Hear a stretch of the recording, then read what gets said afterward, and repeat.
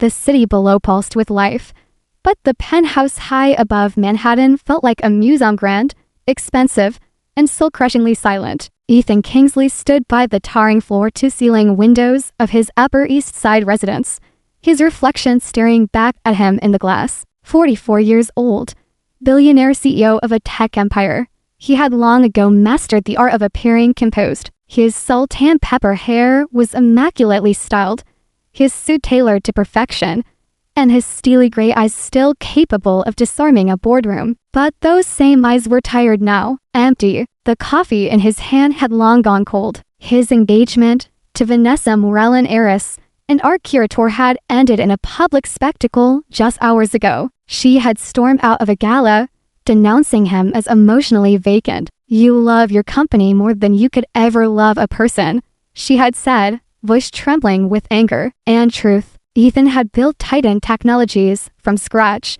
clawing his way to the top of an industry defined by ruthless ambition. Yet standing here, in a penthouse most could only dream of, he felt nothing but a dull ache. A soft chime interrupted his brooding elevator. Right on time, the door slid open and in walked Amelia Rivera, wearing her navy work uniform and carrying a tote filled with supplies. Petite but poised, she had been cleaning his apartment 3 days a week for over 2 years. In the beginning, Ethan had barely acknowledged her presence, but recently he found himself noting the way her presence softened and the sharp edges of his sterile world. "Good morning, Mr. Kingsley," she greeted, her voice a gentle lilt with the warmth of her Dominican roots. "Morning, Amelia," he replied, eyes lingering just a moment longer than usual. Her long dark hair was pulled back, her features youthful despite the fatigue that clung steadily to her eyes. She was 36, he knew, a single mother raising a teenage son, quiet, efficient, and respectful. And like the polished socialites and power-hungry colleagues who surrounded him,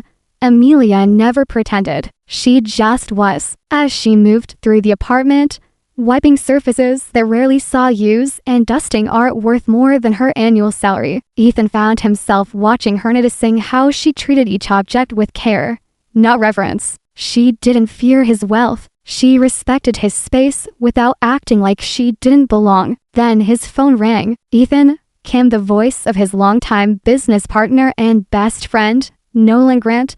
"The Tokyo deal's dead. Sakura Global backed out. They're going with Stratacore instead." Ethan's stomach clenched. The deal had been in the works for nearly a year. It was supposed to be their expansion into Asia, a strategic leap forward for Titan. "What do you mean they backed out?" "We had final terms. They said we're too US-centric. They don't trust our global commitment," Nolan said. "I'm sorry. I know how much this meant to you." Ethan ended the call and stood still, staring blankly at the skyline. The one deal that could have defined the next chapter of his company gone. Then a voice broke the silence. "You look like you could use this." Amelia appeared beside him, placing a fresh mug of coffee on the marble island. He turned to her, surprised not just by the gesture, but by the calm kindness in her expression. "My grandmother used to say bad news always tastes better with good coffee," she offered, smiling softly. "Not that I was listening to your call or anything." He chuckled, for the first time all week. "Thank you," he said, his voice quieter now. "That was very thoughtful." There was something about her eyes, something genuine, and for a fleeting moment, he saw past the uniform. He saw the woman. "Amelia," he began, unsure if he'd lost his mind. "Do you have plans for the next couple of weeks?" She blinked. Just work and taking care of Marco, my son." "Why?" He took a deep breath. "I booked a 2-week Mediterranean cruise. It was supposed to be my honeymoon. That's not happening anymore, but the tickets are non-refundable. I was thinking, would you and Marco like to come with me?" Amelia froze, cleaning rag clutched in her hand. "Mr. Kingsley, are you offering me a vacation?" "Think of it as a working holiday," he said quickly. "I could use some help organizing the trip. It'd be a shame to waste the tickets." "You said your son is on spring break?" The silence between them stretched. Ethan watched as her expression shifted from disbelief to hesitation to quiet longing. "That's incredibly kind," she whispered, "but I don't think I could accept something like that. It wouldn't be appropriate." Ethan nodded slowly. He had expected as much. "I get it. I do. But I'm not asking as your employer. I'm asking as someone who just wants company. Real company. You and Marco would have your own room. Total freedom. No strings. Just consider it a thank you for always showing up." She bit her lip. "A habit," he noted when she was nervous. "Marco's never been on a plane," she murmured. "He works so hard in school, but I don't have anything to wear on a cruise. We're not that kind of people. We'll take care of that tomorrow," Ethan said gently. "Just say yes, Amelia." Sometimes the best moments come from the craziest ideas. The next morning, sunlight filtered through the high-rise towers of Midtown as Ethan stood outside the entrance of Lexington Plaza Mall, one of New York's most exclusive shopping destinations. The idea still felt surreal, inviting his housekeeper and her son on what was supposed to be a luxury honeymoon cruise a bit the moment Amelia had called him the night before to say, "Marco and I talked and we'd love to come." Something inside him had clicked back into place. Now, he found himself nervously checking his watch, like a teenager waiting on a date. "Mr. Kingsley." He turned to see Amelia walking up the plaza steps with her son beside her. She looked different, still in jeans and a simple blouse, but without the uniform and ponytail. She seemed younger, lighter somehow. Her dark waves were loose today, cascading round her shoulders, and her smile, unencumbered by formalities, was radiant. Beside her was Marco, a lanky 15-year-old with expressive hazel eyes and the beginnings of facial hair. He offered his hand. "Hi, sir. I'm Marco Rivera. Thank you for this." "Call me Ethan," he said, shaking it firmly. "I'm glad you're coming." Marco grinned. "I've never been on a boat before, or out of the country, or even outside New York." "Well, prepare to be amazed." Ethan led them into the luxury mall, half expecting the awkwardness to follow them, but it didn't. Marco, ever curious, darted into tech stores, while Amelia tried to keep him within sight. They began with the essentials: bathing suits, resort wear, sandals, but it quickly evolved into something more. At a boutique filled with flowing dresses and tailor outfits, Marco held up a seafoam green maxi dress with thin straps and passed it to his mother. "Try this one. You'll look like one of those movie stars." "Marco," she laughed, blushing. "It's too much." "It's perfect," Ethan interjected. "And so is that one." He pulled out a stunning turquoise sundress with delicate embroidery along the hem. It brought out the warm tones in her skin, reminded him of the Caribbean waters she would soon see. "No way," Amelia whispered, running her fingers over the tag. "Ethan, this dress is a gift," he said softly. "Please, let me do this." With a wary glance, she accepted it and disappeared into the changing room. When she stepped back out, the effect was immediate. Ethan had seen runway models and red carpet stars, but none of them looked the way Amelia did in that moment, barefoot, no makeup, nervous and glowing. "You look breathtaking," he said, voice low. Marco's proud smile widened. "Told you, Mom." She tried to laugh it off, self-conscious. "It's just a dress." "No," Ethan corrected. "It's the woman in it." They spent the rest of the afternoon finding outfits that suited them, both casual linens for Marco, classic swimsuits for Amelia, light dresses for dinners on the deck. Ethan was struck by how careful she was with each item, how she refused to indulge in anything extravagant. Her modesty was disarming, endearing, and it only made him want to give her more. 3 days later, the Miami sun rose over the harbor like a glowing promise. The Mediterranean Voyager, a gleaming 14-deck cruise ship, stood anchored like a floating city. Ethan arrived early to finalize arrangements, ensuring Amelia and Marco would have one of the best ocean view cabins. Though not the presidential suite like his, it was still a level of comfort they'd never experienced. As the boarding line moved forward, he spotted them approaching Gemia, clutching her carry-on tightly. Marco filming everything on his phone. "Are you sure this is real?" she whispered to Ethan as they stepped closer to the gangway. Because this feels like a dream I'm not ready to wake up from. It's real, he said, his voice soft. And it's just the beginning. The ship's interior was even more stunning than they'd imagined. Sweeping spiral staircases,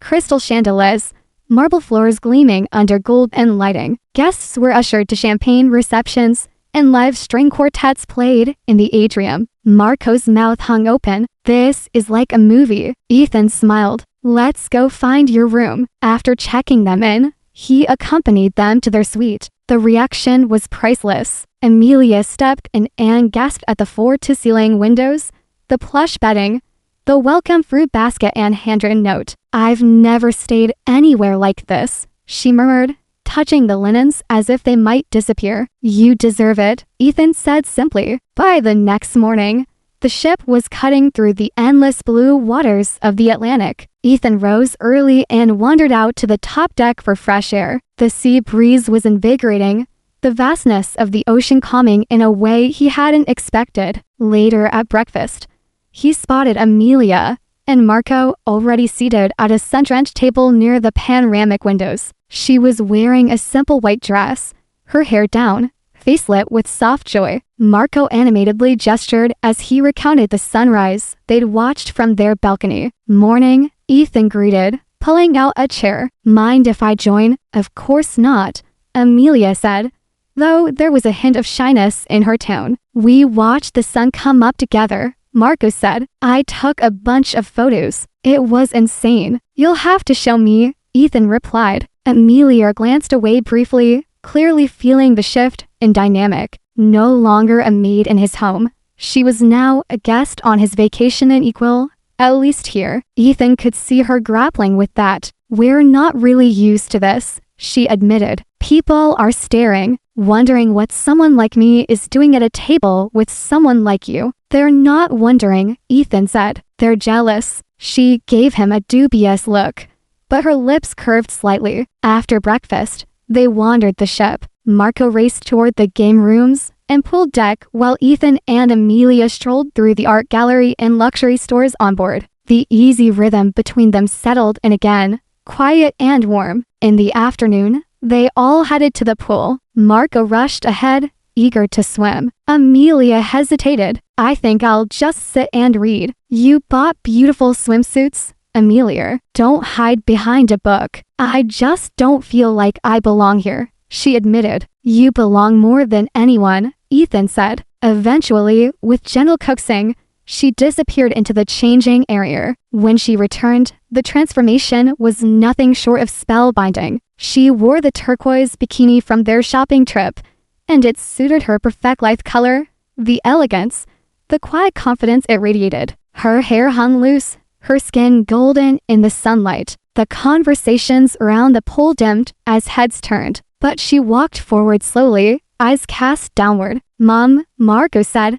his eyes wide with admiration. You look amazing. Ethan could hardly breathe. You're stunning, he said, and meant every word. Amelia flushed and wrapped a sarong round her waist. You're being silly. It's just a swimsuit. But it wasn't. Not to Ethan. In that moment, he realized he was fooling it just for her beauty, but for the way she carried herself, for the quiet dignity she brought into every space she entered. The Mediterranean sun cast shimmering diamonds across the endless sea as the ship sliced through turquoise waters. By the third day of the cruise, Ethan Kingsley felt more at peace than he had in years. The early days had been filled with casual conversations, shared laughter, and moments of quiet comfort. It was strange. He thought that Amelia and Marco, to people who had once simply passed through his world, now seemed to fill it completely. He wasn't used to this kind of connection, not the curated socializing of Manhattan galas, not the transactional relationships of the business elite. This was something raw, something rare. As the ship docked at its first destination, Sanchin, the crown jewel of the Aegean, Ethan had arranged for a private tour with a luxury van, exclusive guide, and custom itinerary. But when he brought it up over breakfast, Amelia's reaction surprised him. That's kind, Ethan, she said, sipping her orange juice. But I'd rather explore it like a real traveler. No chauffeurs, No velvet ropes. He blinked. You'd prefer the bus. I prefer the streets, she said, smiling. The people, the food, the chaos. I want to see the world, not just the view from behind glass. Marco cheered. We're backpacking it, baby. Ethan chuckled and canceled the van. The cobbled streets of Oya wound like a labyrinth of whitewashed walls, cobalt domes, and cascading bougainvillea. Tourists jostle for space, cameras flashing, voices echoing with awe. Ethan didn't mind the crowds. He was watching Amelia. She moved with quiet wonder, stopping to admire clay pots and handmade jewelry, asking thoughtful questions of their enthusiastic guide, Sapphire local woman with a thick accent and a contagious laugh. Everything smells like sea salt and lemon, Amelia whispered as they walked. Marcus sketched in a pocket notebook, eyes darting from rooftops to cats lunging on stone ledges. Mom, you have to see this view, he called from a terrace overlooking the caldera. They all stopped to take in the scene. White buildings stacked like sugar cubes along the cliffside, blue roofs gleaming beneath the sun, and the deep blue water that seemed to stretch forever. Ethan had seen Santorini before. He had closed deals on this very island, but he had never truly seen it. Now, through Amelia's eyes, the world looked softer, richer, real. That evening, they sat at a small taverna clinging to the edge of the cliffs. The sky was ablaze with color fury, orange fading into rose, then amethyst. A bottle of local wine sat half-finished between them. Plates of grilled fish, lemon potatoes, and olives lay scattered across the table. Ethan leaned back, watching as Amelia laughed at something Marco said. She was glowing, not from the sunset but from freedom. I've traveled everywhere, Ethan said quietly, but I don't think I've ever really been present. Amelia tilted her head. What do you mean? He shrugged. I've stayed in penthouses, flown first class, attended exclusive dinners, but I was always thinking about the next meeting, the next acquisition. I never stopped long enough to feel. Marco, sharp for his age, grinned. It's because you never traveled with us. Amelia laughed. Ethan smiled, and in that moment,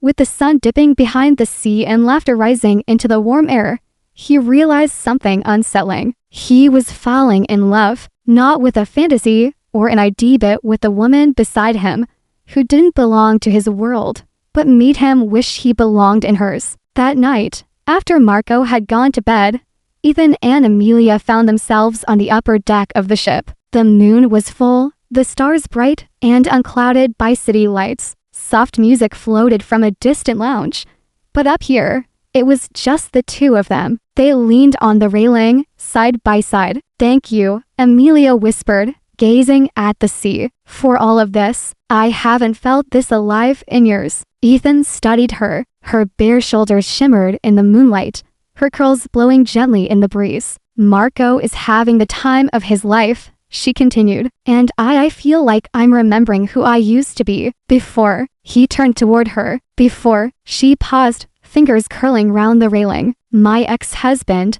Raphael. He spent years telling me I wasn't enough, that I should be grateful he stayed as long as he did. Said no man would ever want a woman like me. I believed him. Her voice cracked slightly, but she pushed through. Even after the divorce, I thought maybe he was right, that I was too ordinary, too broken. Ethan's jaw clenched. Don't you ever believe that again, he said fiercely. Raphael was wrong about everything. Her eyes met his. How can you be so sure? Because I've known you for 2 years, he said. And in those 2 years, you've brought more light into my life than anyone ever has. You're strong, kind, graceful, and beautiful. Tears shimmered in her lashes. And you make my world feel human. She looked down, overwhelmed. I don't know what to say. He smiled. You don't have to say anything. But then she did. I'm scared, she whispered. Scared of what this might mean, of what happens when we go back. You're you, and I'm just. No, Ethan cut in. You are not just anything. You are everything I didn't know I needed. And then, the silence between them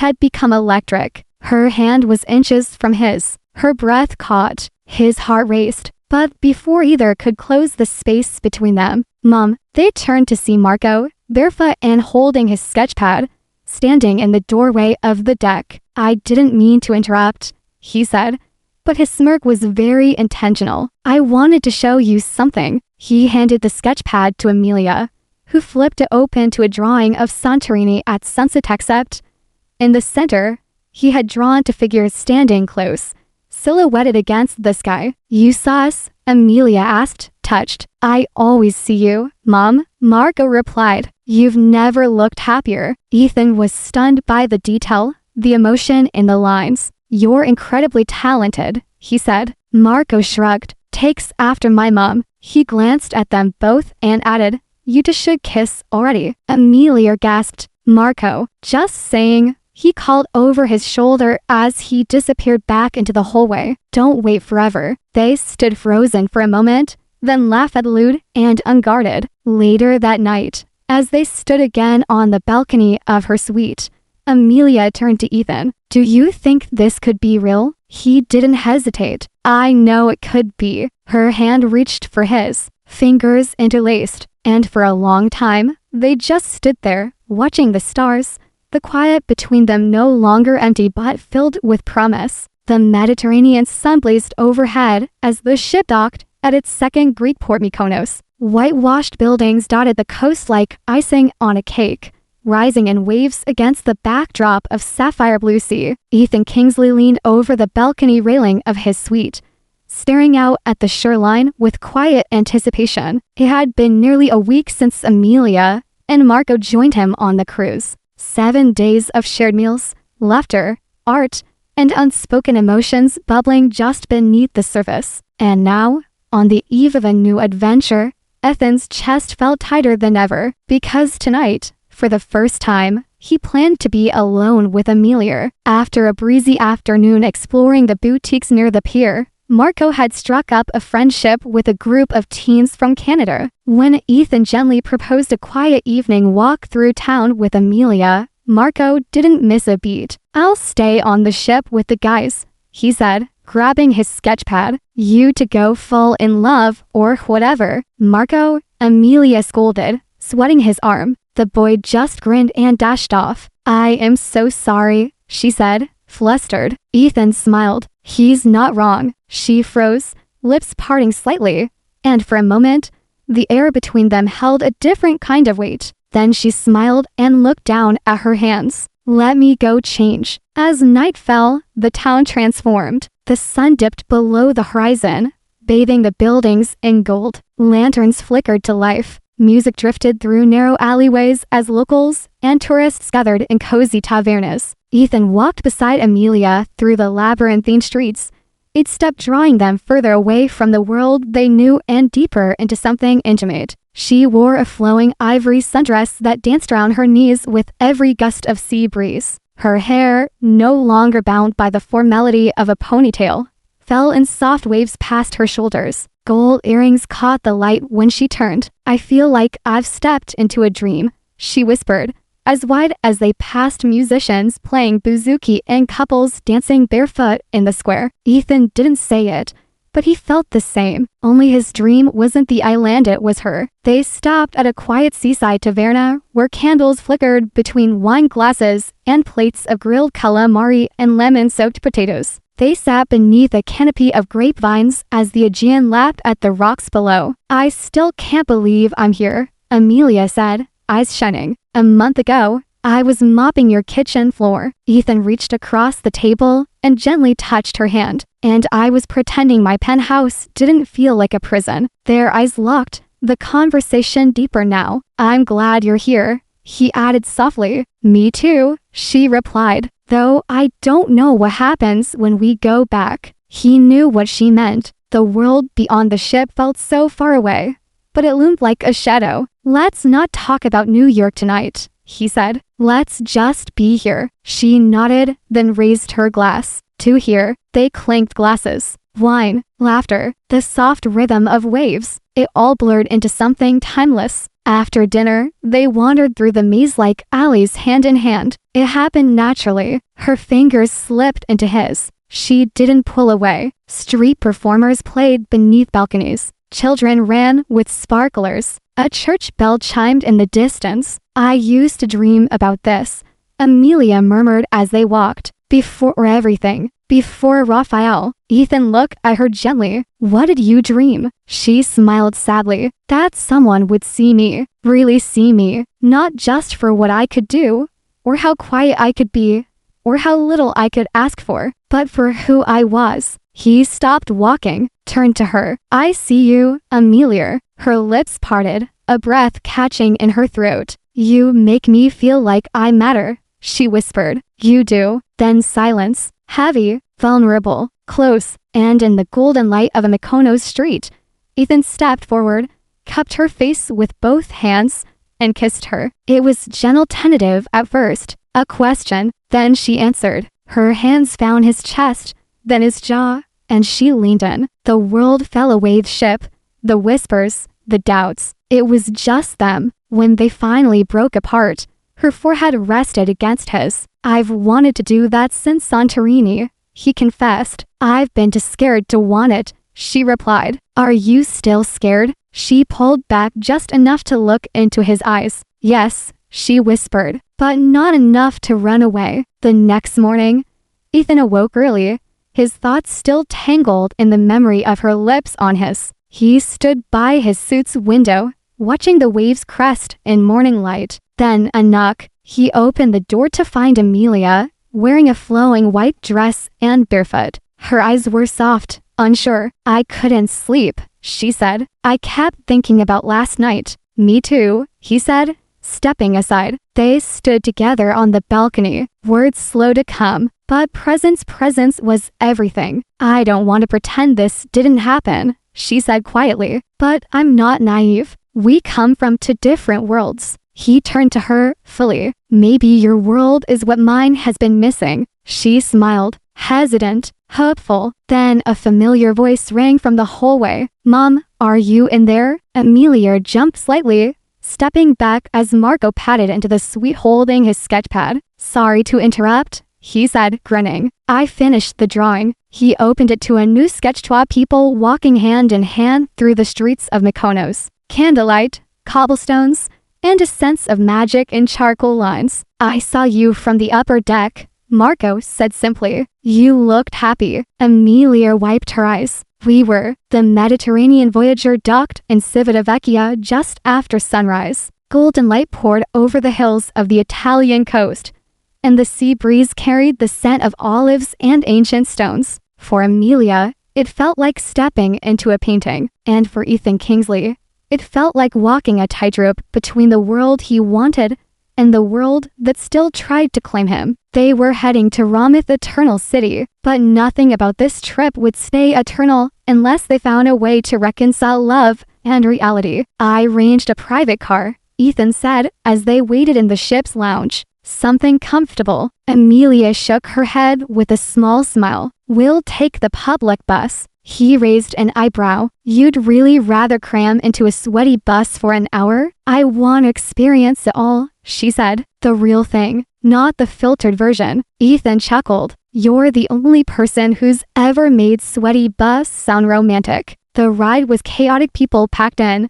Italian voices singing through the air, a man playing the accordion near the back. Marco took it all in, sketchpad on his lap, eyes gleaming with inspiration. By the time they arrived in Rome, the city burst around them in all directions and seemed ruins beside bustling traffic, fountains gurgling near corner cafes. They threw coins into the Trevi fountain, climbed the Spanish steps toward the Colosseum, and wandered cobbled back streets humming with life. Ethan didn't care for itineraries today. He only cared about how Amelia's eyes lit up at every detail. Did you always want to be a teacher? He asked as they sat outside a cafe near the Pantheon. I did, she said softly, swirling her espresso. I used to volunteer at a literacy program when Marco was little. But life, it doesn't always follow the script. She looked over at her son happily sketching a group of street musicians and her expression softened. But I got the best role anyway. At a trattoria tucked into a quiet alley, they shared lunch, handmade pasta, rich red wine, and stories they hadn't told anyone else. Ethan spoke of his father cold, perfectionist businessman and a mother more invested in art auctions than bedtime stories. He confessed how building his company had been an escape from loneliness disguised as ambition. "I thought success would fill the void," he admitted, but all it did was decorate the edges. Amelia reached across the table and touched his hand. "You're not alone anymore." That evening, back on the ship, passengers dressed to the nines for the captain's welcome reception, an elegant affair hosted in the grand ballroom. Ethan had insisted Amelia attend, even purchasing her a full-length gown in navy satin with an open back and delicate beading. She emerged from her cabin looking like a vision. Her hair was swept up in a graceful twist, her skin radiant. Ethan nearly forgot how to breathe. "You look divine," he said, offering his arm. She smiled. "Thank you. I feel like Cinderella." But once they stepped into the ballroom,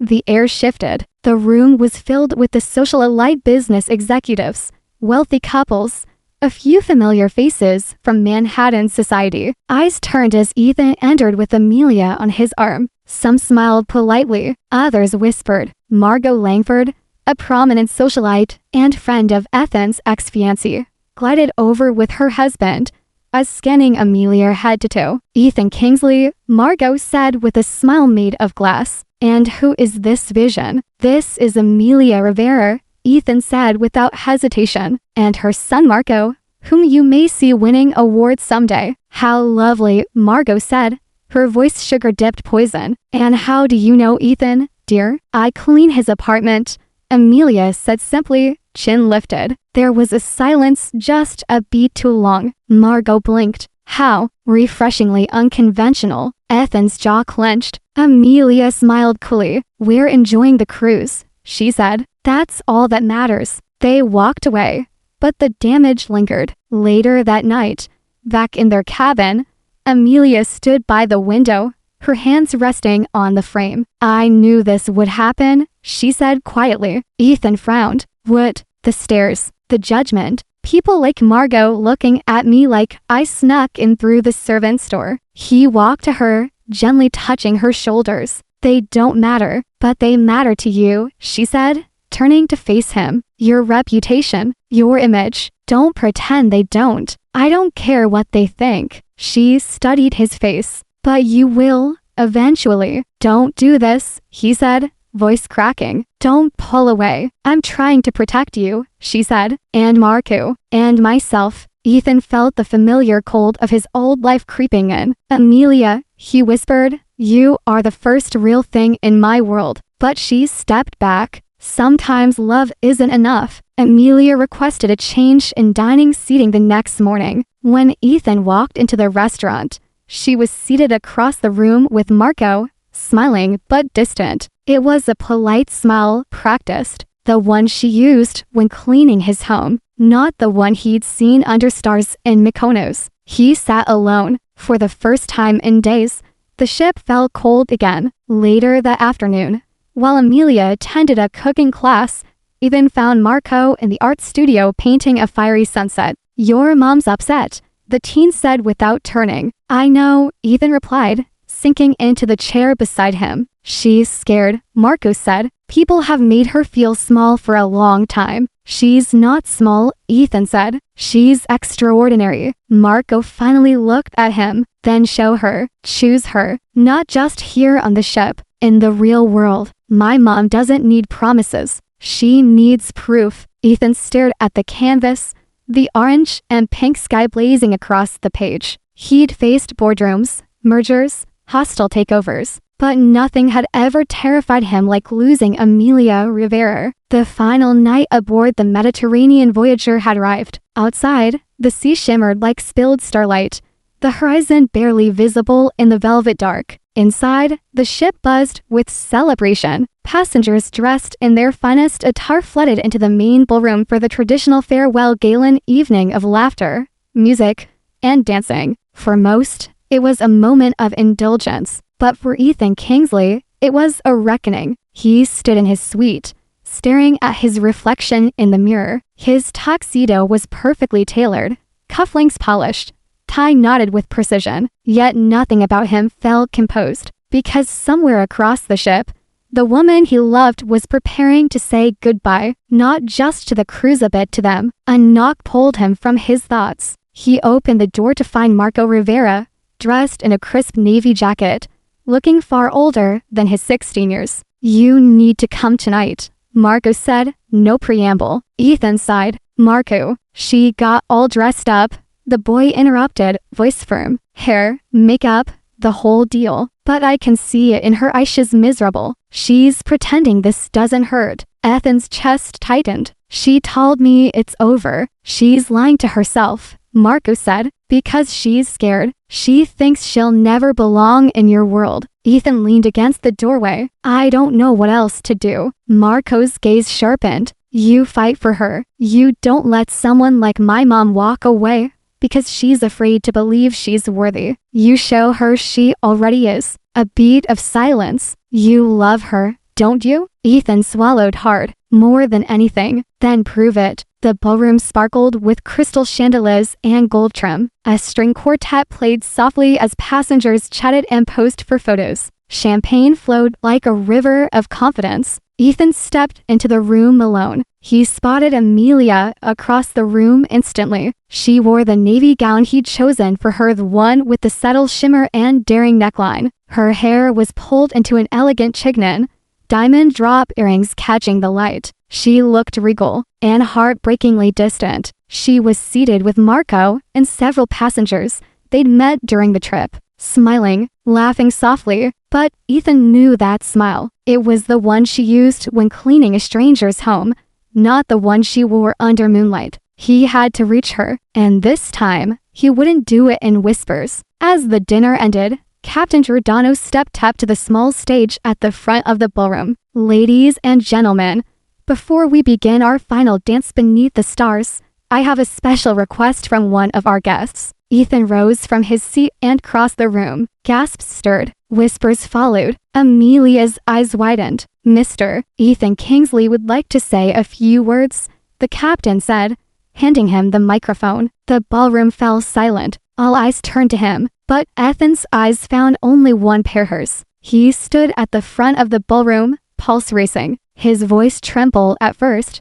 but as he began to speak, emotion took over. 2 weeks ago, Ethan began, I boarded this ship with an empty cabin, a broken engagement, and the sinking feeling that despite everything I'd achieved, something was missing. Murmurs. He glanced at the crowd, then right back to Amelia. And then someone walked into my life. Not for the first time. Technicalibacus, she's been in my life for years. But this was the first time I saw her. He inhaled deeply. She didn't wear designer gowns or arrive with a pedigree. She didn't speak in buzzwords or flatter to gain favor. She simply existed, with kindness, with strength, with authenticity. Amelia's hands trembled in her lap.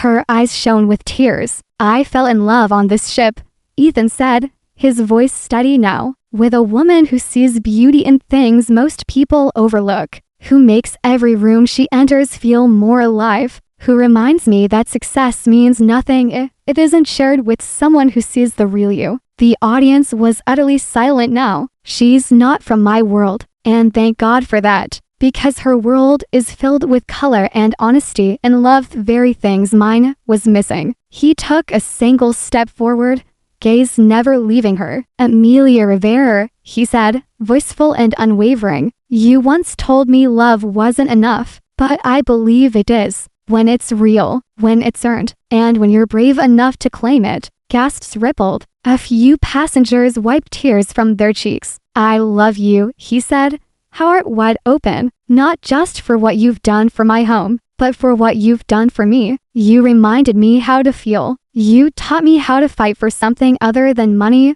or power. He stepped down from the stage and walked to her table. People parted for him. When he reached her, he extended his hand. I don't want a cruise romance. I want a life with you. Complicated, beautiful, real. Will you give us a chance? For a long, breathless moment, Amelia didn't move. Then slowly, she rose to her feet. Tears glistened on her cheeks. Her shoulders shook with emotion. I spent so long believing I didn't deserve more than survival, she whispered. But you made me believe in something else. She looked around the ballroom stairs, the whispers, the judgment, and then back at him. Yes, she said, loud, clear, sure. The room erupted in applause, cheers, laughter, relief, and as Ethan pulled her into his arms and kissed her deeply, tenderly, like a man who had finally found what mattered, Emilia let herself believe, truly and completely, that love could be enough. The yacht azure horizon bobbed gently in the waters off Key Biscayne,